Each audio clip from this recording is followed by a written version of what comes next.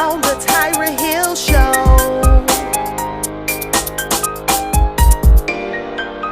Let's talk about it, Tyra Hill Show.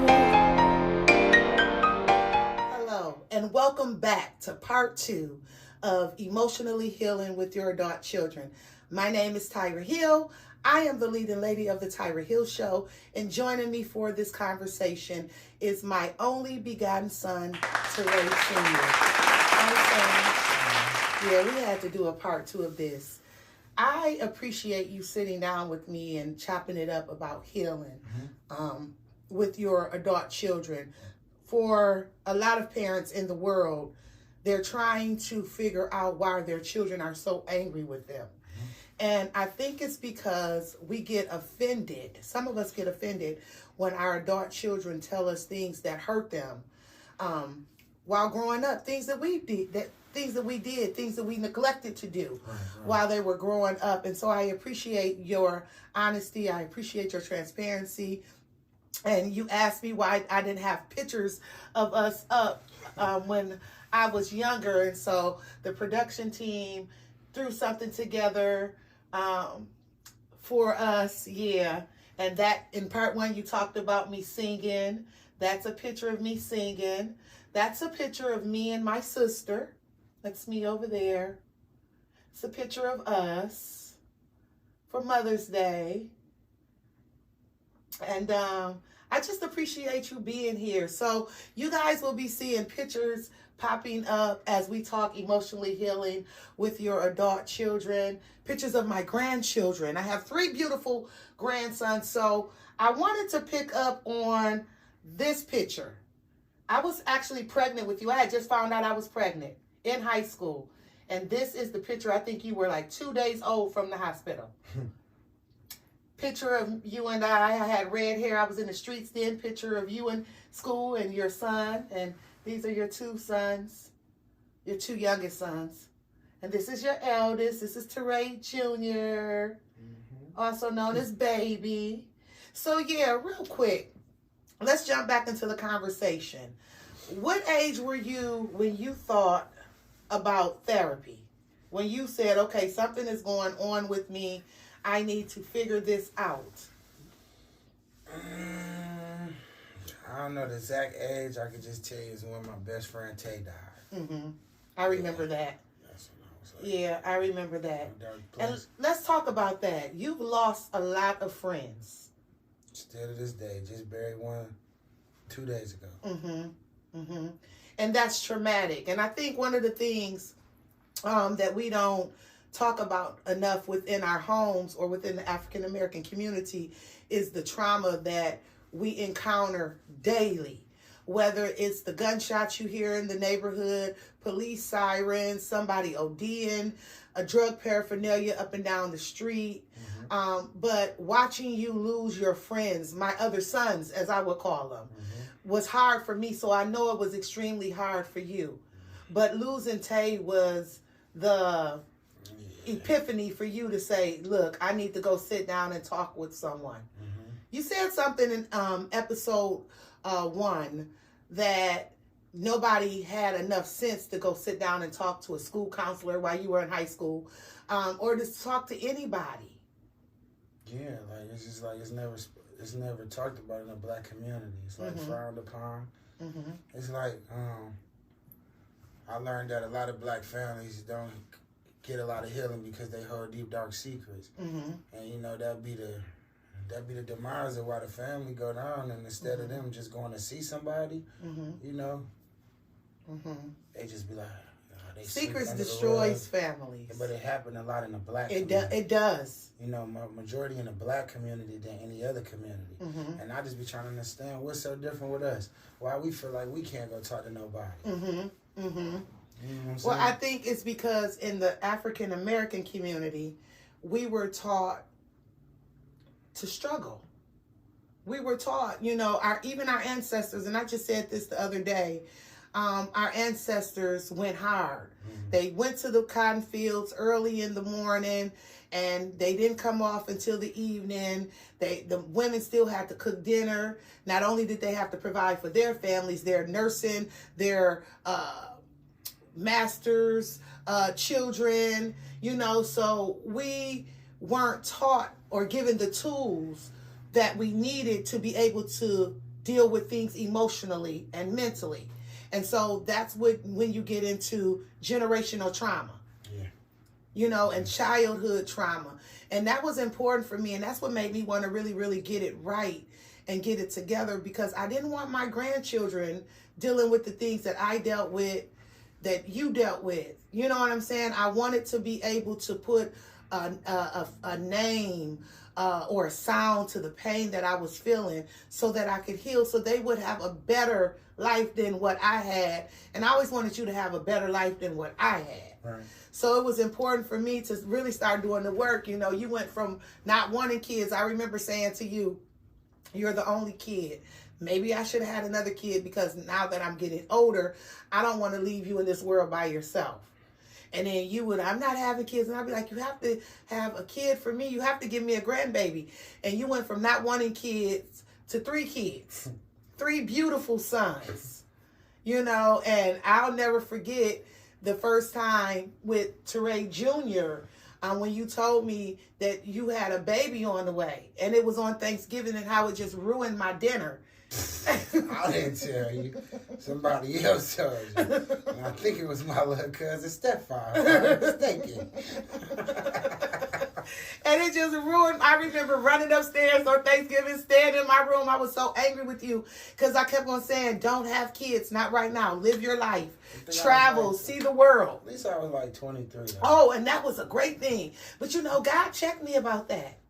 Because you weren't a teenage parent like I was. And I had women trying to put kids in. Yeah, I went through that too. 2 of them. Yeah, I had to go to court and ask for a last name change. Yeah. Because the blood test came back 99.99%. You are not the father. Yeah. And even with that, do you remember how upset you was with me, because I was telling you, how you know you that baby's father? Yeah, and you kept on saying, what you say? I forget, but man, we was going through the motions of that. No, you said. Yeah, I tell you said. What I tell you? Because I know.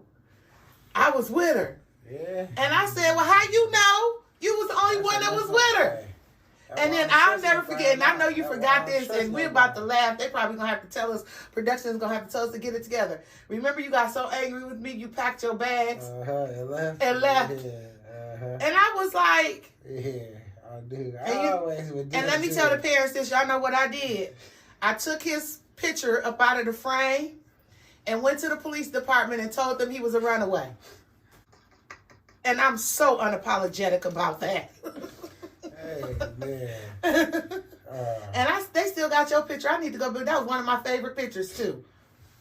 I got to go to the sheriff's department and get that picture. That was years ago, but I was so adamant about really knowing if these children were yours or not. Mm-hmm. And then the one girl came on your Crump 16, the one that I got you a limo for, the biggest birthday party ever for a teenager to hit the city of Flint. And she came and told me at your birthday party. She told me at the basketball game. I was like, what? And I was with my Daquan and my man kid, and I was like, they was like, bruh, your mama about that trip. I was like, bruh. But that just also led me to the conversation with you, like, they still making condoms, right? I looked at my cousin, they called, I said, cuz I'm in the 9th grade. I ain't ready to be no daddy, cuz. No. And I'm so happy that you were able to dodge all of those bullets. And I'm sure that you walked away saying, they do make condoms now. Man. Listen, because I don't know if I could deal with them 2 young ladies in my life. What?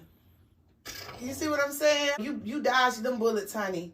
But it was always important for me to really, really just try to get you the help that you needed. Even as a child, I made sure that you stayed in sports. Mm-hmm. You were very athletic. Mm-hmm. Basketball, football, wrestling, boxing.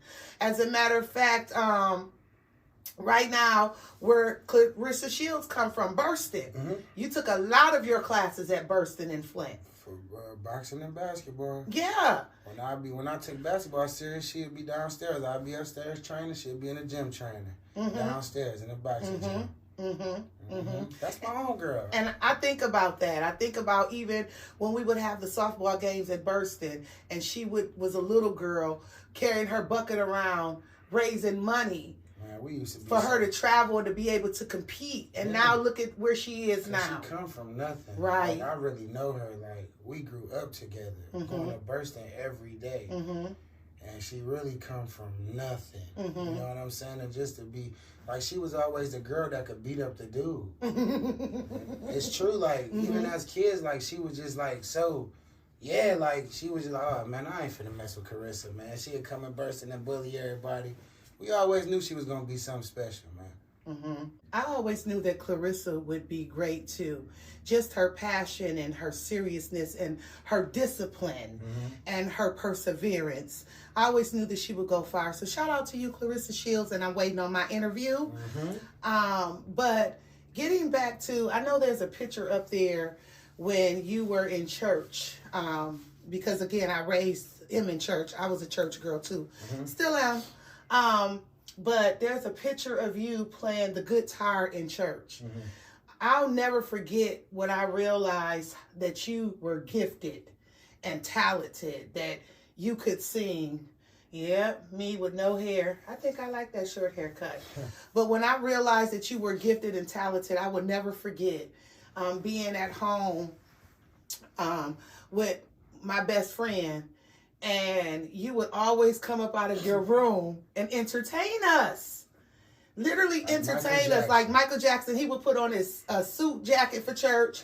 He would put on a glove. He would put on a hat and his dress shoes, and he would come out and dance and sing. Just like Mike, I had all the little VH1 tapes, and the tapes was like 2-3 hours long, and I just let them run. Oh man! And he would come out and entertain us for hours. There it go, right there. Right there. Yeah. Man, that's crazy. Yeah. So I always knew that he was gifted and he held something special within him, and so wanting you to heal, because I didn't want you to grow up and be another broken black man. I didn't want you to grow up and be a statistic. And so I would really encourage you to go to therapy. And I was so excited when you decided to start going to therapy. I think that's one of the best decisions that anyone could make for themselves. You know, of course you encounter people or therapists that you might not rock with, and you gotta kind of get a feel for it. But I was so happy when you met a therapist that you liked, because that matters. How was going to therapy for you in the beginning? Because I know you really didn't want to go. You wanted to go, but then you didn't want to go, because I think it wasn't the norm. Yeah, I mean, because you really can't, like, you gotta watch what you say. You know, you really can't. Certain things that might, you know, you might feel like, oh, this person might not be from the walk of life that I'm from, so they might frown upon. You don't ever know what they thinking, when you telling them stuff, what they thinking about you, you know what I'm saying? So at first it was like, oh, nah, I don't want to come talk to nobody I don't know. Especially somebody that don't look like me. Because during that time, we didn't have a lot of black male therapists, right? Now we do. We do now. And it's still a lack, but it's some now. Yeah. It's more than it was. Yeah, it was. So that was something that I found challenging, trying to find you the right counselor or therapist, because there were no black men in therapy. Yeah, I just had to get a feel from, you know, and I found one I liked, and just opened up to him. And I think that made it easier for me to be able to figure out, because once my therapist retired, it made it easy for me to figure out what type of therapist I wanted, what type of therapist I was looking for. So now it was just about, once you get used to it, man, it's cool. You know what I'm saying? Because you ain't really got all that stress weighing on you. Go. Just, I mean, talking to somebody is just like a good thing. I think what people are afraid of is being judged. Or what I hear the most when I tell people I go to therapy and they should consider it. I don't want nobody telling me what to do. Therapists don't tell you what to do. All right, you said being judged. What do people think they family and friends doing when they running their business to them? Absolutely. And then they running back, going and telling the other friend and the other cousin. Well, you being judged from the people that say they love you and you love them. You shouldn't worry about being judged by nobody that don't know you. Even if they did go back and tell somebody something about you, they don't. The person that they going back telling about you don't know you from a walk of life, a can of paint. But the person that you confide in, running back to your business, you wonder why the whole family looking at you crazy.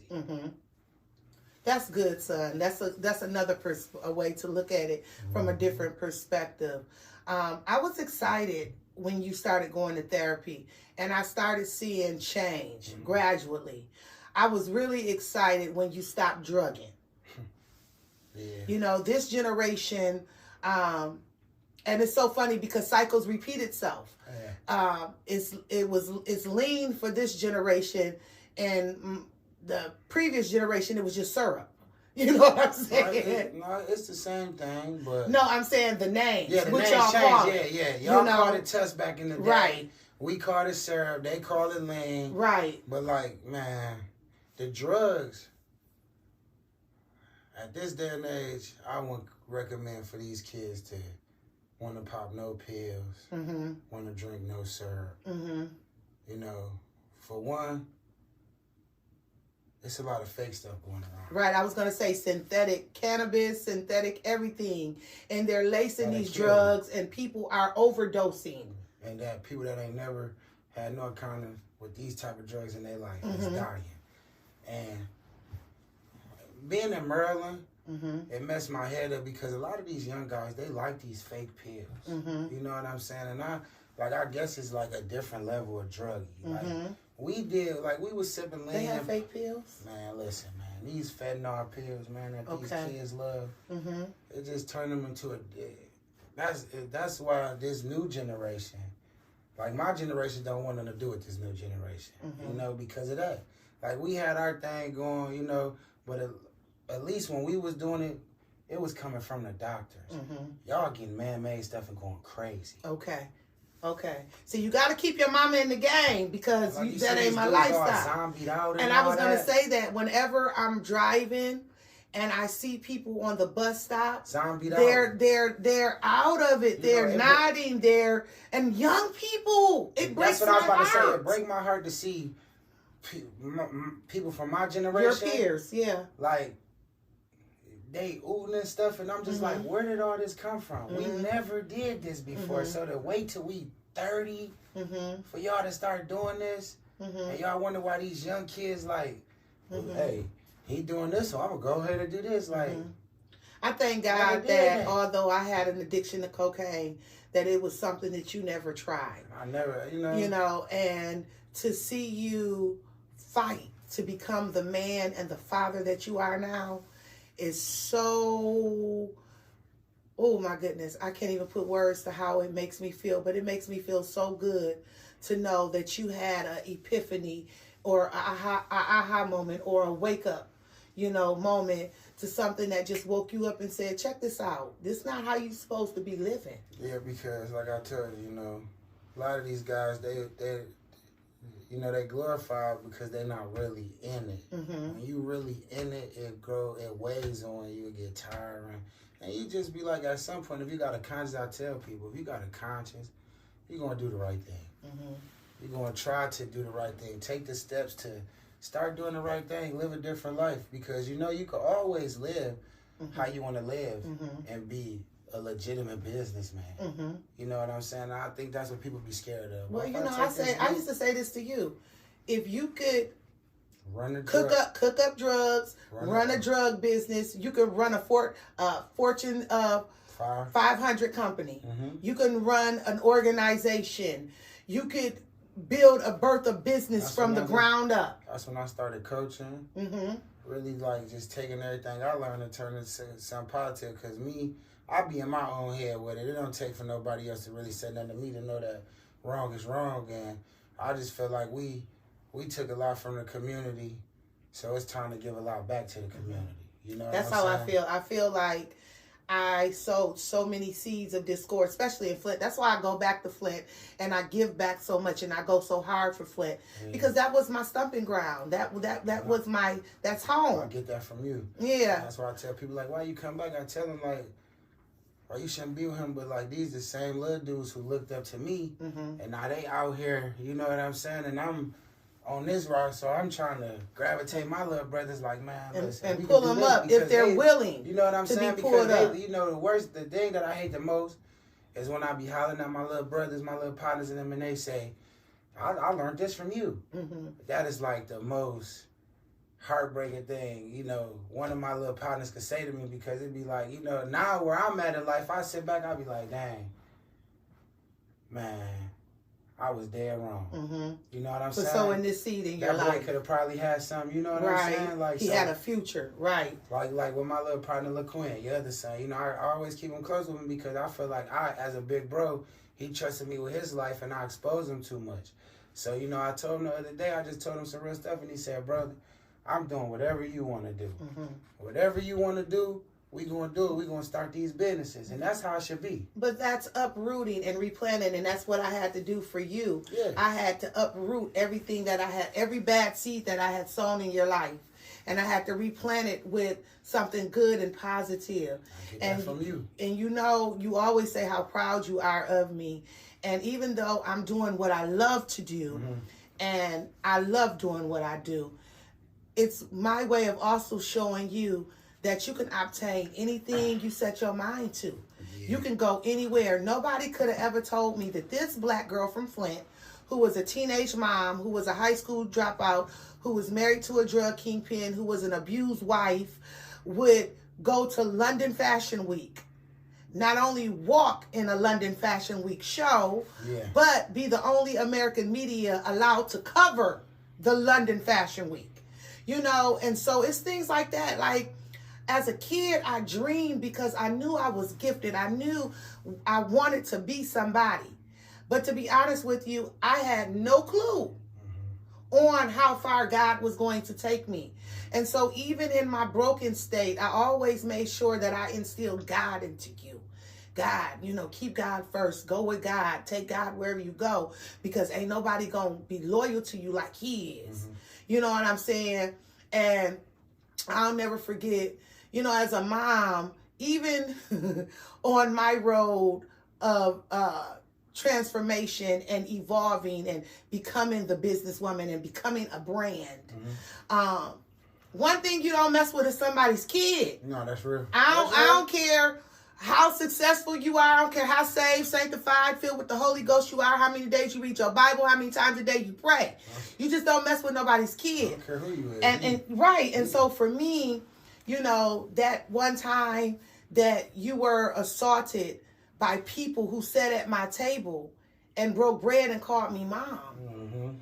You know, that almost put me in, I was almost back to Tyra Lee. You know, and that was hard for me. And I want to kind of talk about that with you. Like, that moment, did you ever think that your bros or the people who slept in your house and ate at your mom's table or at your table at the time, who would come here, who could lay their head when they didn't have nowhere else to go, would betray you the way that they did? I knew they would. And that's why they live how they living now. Looking terrible out here. Did it make you want to make sure everybody around you from that point was solid? Yeah, you can't be around me now. If I gotta say guess you can't be around me. If my partner say something, if the person I'm with, if my mom, if I bring you to if I have my dad meet me somewhere, just to fill you out, and he say something about you, bro, you can't even be around me no more. I move differently, you know what I'm saying? I was just laughing because my little homeboy yesterday, he said, man, you be moving like the president, and I just told him, like, you gotta protect your spirit. You gotta protect, you know, who. It's my space. I can choose who I want in my space. The energy around you. You know what I'm saying? And when you negative energy, you normally can feel it. Like, you can feel it. It's, if you could read energy's good, you'll be able to feel it. And at that time, I knew they would do something like that. But you know why you can feel the energy? Because the more you heal and the higher you go and you elevate, it's hard to be around negative energy or bad energy, and that's why you can sense it right away. Yeah, where I'm at in my life, I don't want no I don't like negative energy around me because it put me into a different space. And then if I get there, everybody be looking at me like I'm crazy.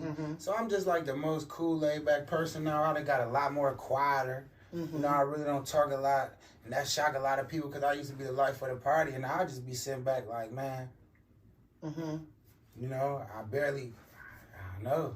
It's just a different type of way for me now. It's protecting my personal space, you know. You gotta protect yourself. And I gotta protect you. I tell you all the time, I don't want you, you know, I want you to keep doing what you're doing. Don't worry about me. I have to make sure that you good. So I just don't be having certain people around me no more. You know what I'm saying? For me, it's just like all going tell. If somebody could harm you, they harm me. Yeah, because when you were in the streets, you never really came to the house. On social media. Yeah, you don't come to the house. You don't post me on social media. I was surprised that you were willing to do the show with me because you really, really keep me. I don't do nothing. On the low. I support you though. You do. I tell everybody I'm proud of you. You know what I'm saying? I brag about you, but I just be feeling like, you know, it ain't really too many ways somebody can hurt me besides my kids and my family. Anything else, man, it go over my shoulder. You know what I'm saying? But them kids and my family is the way to get to me. So. Well, let me ask you this because you're a hip-hop artist. And we see a lot of drugs, death. Like, I think the most dangerous job in the world nowadays is a rapper. Because rappers are dying, are getting murdered left and right. How does that make you feel as a hip-hop artist? Once again, I mean, I hear it's all about how you move, and it's all about the seeds you sow. If you sow negative seeds, you got to expect what come with it. You know what I'm saying? But mainly, a lot of artists get killed because they move sloppy. And they try to be too tough, or they get this money and then they like, I don't know why people wait to get the money and be gangsters. I done made it this big time rapper, now I'm gonna be a gangster. When there's people like me, like, man, I make it as a rapper, bro, I don't even know if you or you finna come with me. You know what I'm saying? Cause y'all gonna jeopardize everything. I really can't. I don't know if I can take. I know either I can, a liability. Yeah, you know what I'm saying? I know I can take you, and you. I know I can't take you, and you. Cause y'all gonna have us all jeopardized. You know, whether it's you give your friends some money, they go do what they do, and it all come back on you. Like Boosie is my favorite rapper. Always have been since you were a little So boy. look at his life. He just got off death row because of the people he had around him. You know what I'm saying? That man almost lost his life, an innocent man, because of people he had around him. Some people can't go. Everybody can't go. How has it been for you watching the social injustice and the murdering of Black and brown men and women at the hands of the police? It's hard for me. And I don't have no personal vendetta, no personal problem with police, but some police shouldn't be allowed to be police officers. But I've been feeling some way since Emmett Till. You know, I did a report on Emmett Till in school back in the day, so it's not. I've been tapped into this. You know, a lot of these new rappers, they just now tapping in. I've been tapped into this, and then we live in a place where, you know, it's just not what they just now getting their first 3 black officers. I mean, so you've been having to keep your head on a swivel where we live at because the police don't look the same as you, the district attorney don't look the same as you, the judge don't look the same as you. So it's kind of hard, and I mean, I just like... Well, I asked you because that has a lot to do with the difference of generations. Like, and my goal is to always bridge the gap. I was watching this show, and it was like 2 different generations. It was the mom, and it was this child. And the mom friend said, your kid generation ain't going to lay down and take the slavery that we took. They going to stand up for it. Not saying that y'all laid down and took it, but we not even going to take what y'all took. Just like y'all weren't taking what our ancestors took, we not even going to take what y'all took. Each generation is supposed to get stronger so and better at some and point, wiser. We got to find a common denominator. You know what I'm saying? Because it's going to get worse. It's going to get worse. It's like, if we didn't take certain stuff, man, imagine what this new generation finna be like, man. they. So it got to be a common denominator, you know. Got to be something we could do. Yeah, and I think it's important that we start healing our families. Yeah. We got to start healing. So, you know, it's nothing worse than a broken parent, because broken parents rear broken children. Broken children then get grown and have children, then their children are broken, and the cycle repeats itself. Let me say this, though. Fall back on the village, right? Let me say this. I really can't blame you for everything that I did. I'm going to tell you, because I never shared this with you. You know who I blame?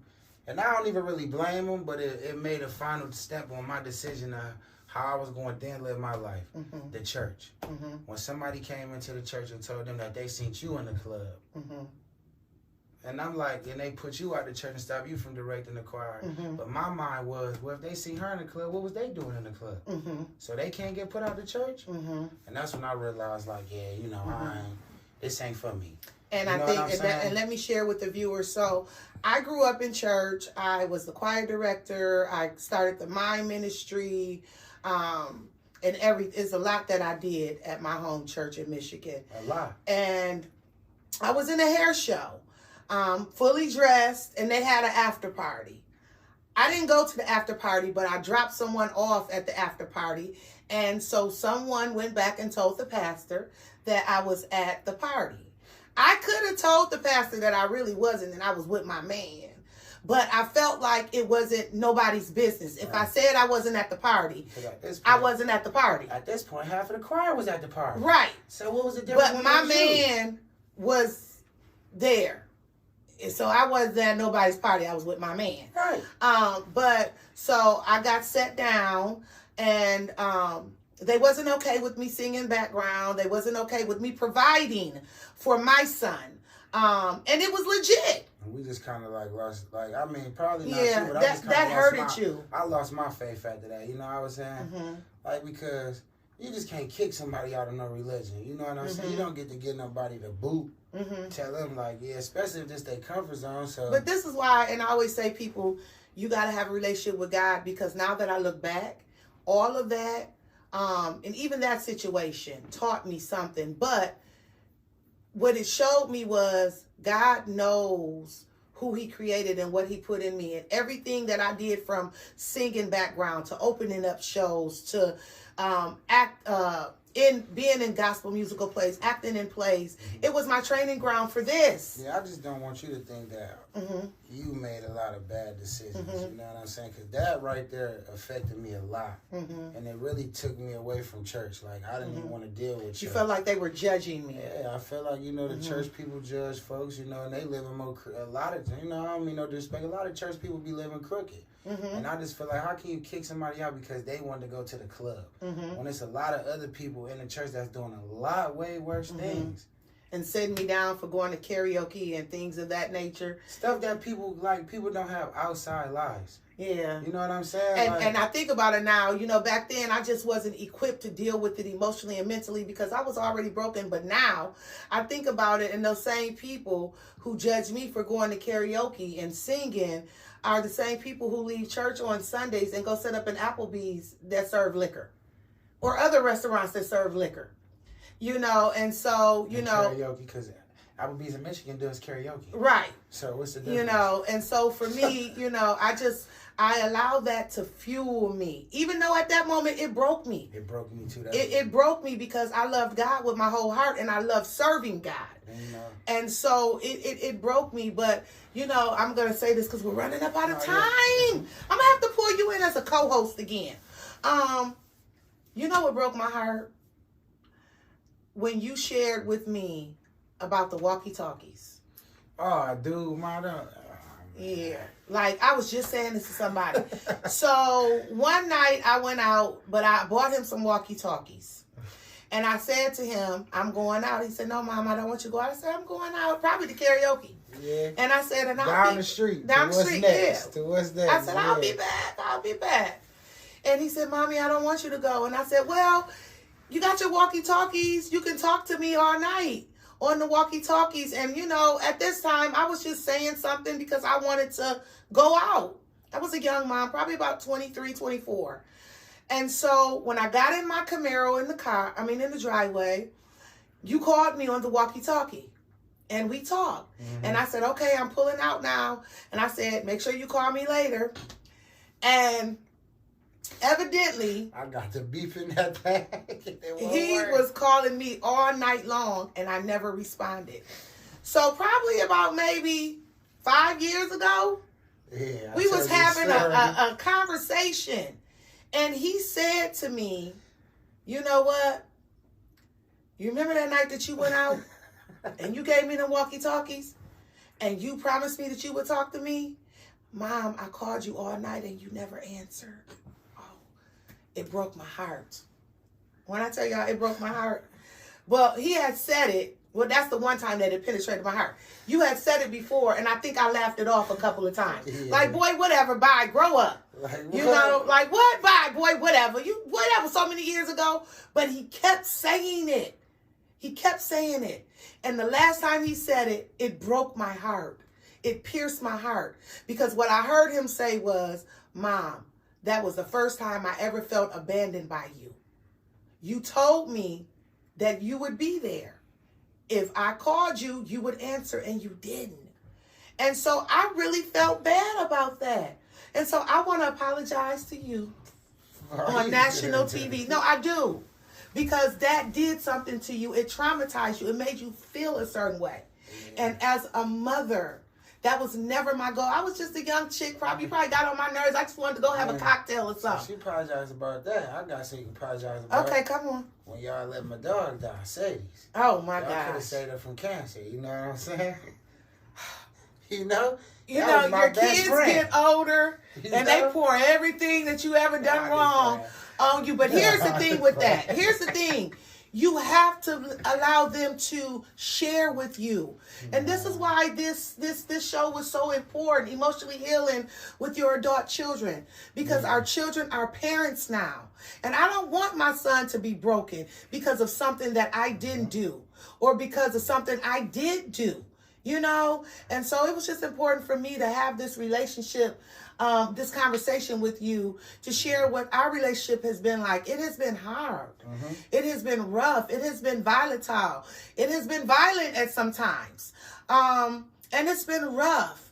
But one thing about me, that day that when God told me to parent him like he parents me, with grace, forgiveness, compassion, mercy, love, unconditional love, and understanding, I've been on that journey from that day. And it's easier for me to love you now. I always say our paths are similar, but yet they're different. I knew by the time you turned 27, you would start having your epiphany, because that's about how old I was. Maybe 25 for me. You know, women get it a little bit quicker than what men do. Yes, but I knew that the prayers that I prayed over you as a little boy, the prayers that I prayed over you while you were in my womb, that God would bring them to fruition. And so the journey from leaving Flint, Michigan to moving to Atlanta, that was the first time I left home, was when we moved to the ATL. Now look at me, where I'm going to. Right. And so everything repeats itself. And I just hope and pray that I've been the mom that first and foremost God needed for me to be, and that I've been the mom that you needed for me to be, and that I've learned from my errors and my mistakes. That now I just call you, we laugh about everything. Yeah. Now, we tight. Yeah. I call you with my problems and just laugh with you, because I be tripping. So now we just, I encourage all my homeboys to sit down and talk to their mom. I think it's the best thing to do, mom, dad. Or your dads, your parents. Or your grandparents, whoever raised you. Aunt, uncle. Sit down and talk to them. Make amends. Life too short. Right, because you can't be broken and bitter your whole life. Because what happens is you bleed on people who don't deserve to be bled on. I got a best friend who lost his mom, dad, and grandma. And he didn't get to make it right with neither one of his parents. Right. So he deal with it hard. It's hard for him every day. You know what I'm saying? So I don't want it to be like that. And he always be on me. That's why I try to do better. You know what I'm saying? Because I got him in my ear like, bro, I don't care what mama did, bro. Call mommy and make it right, bro. You know what I'm saying? Because I see it firsthand with him. Like, he don't have none of his parents here no more. And that plays a major role into kids' lives. You know, a parent, you know, leaving this world and leaving a child behind is something, you know, that I can only imagine that kids, that break a kid. You know what I'm saying? And so and especially not to be able to make it right. You know, and so I know that weighs on him, and that's why I love on him the way that I do it. He's one of my favorites because I know he doesn't have any parents here. You know, I'm just so proud of you. I am proud of the man that you're evolving into. I am proud of the father that you're evolving into. You have to remember this. There is no perfect parent. Yeah, I know.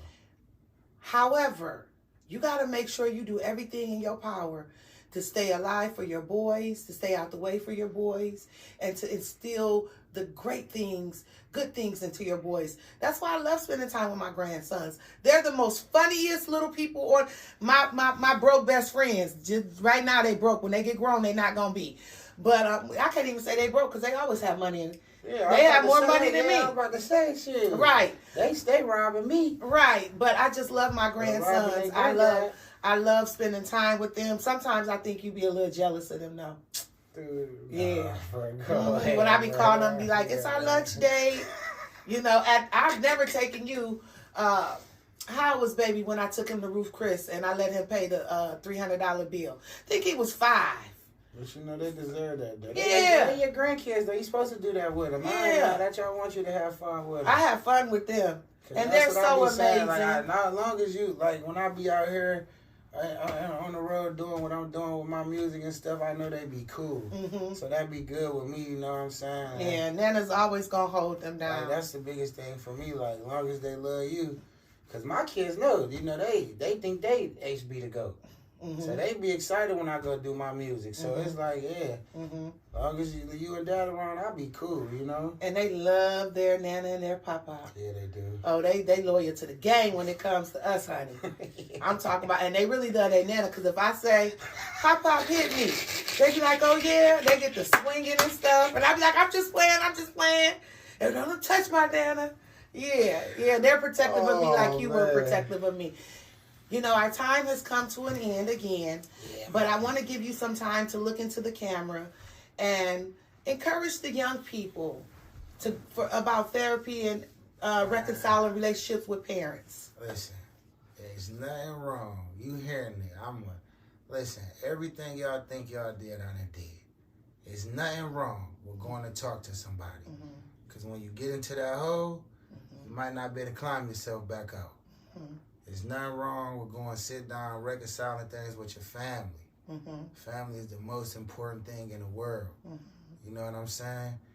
And, man, just living right. Ain't nothing wrong with I tell my kids like this. It ain't nothing wrong with being a geek, a square, a nerd. That's what I want my kids to be. Ain't nothing wrong with being that. And once y'all get that, y'all will be good. But go talk. If you dealing with something, go talk to somebody. I go talk to somebody. I'm still a popular person. I deal with pain every day. I go talk to somebody though, or I lose my mind. Cause I done been there before. You know, when you on that 5th floor, it's different, man. You don't want to be there. Yeah. And I would say to the parents, listen to your adult children. Stop thinking because you mama or you daddy that you done everything right, that you done said everything right, because in all honesty, none of us are perfect. If your children tell you that you've done something to hurt them, past or present, even your adult children now, you know, or your little children, listen to them because everybody's voice matters.